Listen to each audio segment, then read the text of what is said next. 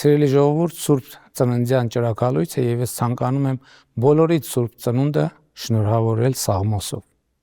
Սաղմոս համար 63 զրպարտողների պատիժը, այսուհետև Սաղմոս Դավթի։ Աստված, երբ աղաչեմ քեզ, աղոթքս լսիր։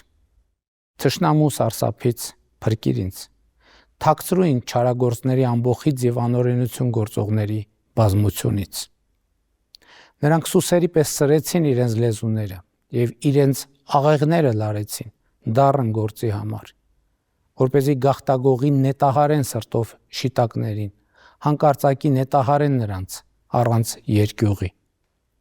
Նրանք զորացան իրենց չարախոսությամբ, մտածեցին իմ դեմ որոգայթ լարել եւ ասացին, Տերը դա չի տեսնի։ Անօրենություն փնտրեցին, հոգնեցին փնտրելուց եւ քննելուց։ Թող մարդ մերձենա իր սրտի խորությամբ եւ Աստված թող բարձր լինի։ Մանուկների նետարձակումները խոցեցին նրանց լեզուները տկարացան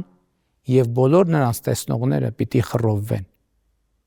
Բոլոր մարդիկ վախեցան եւ պատմեցին Աստծո գործերը եւ հասու դարձան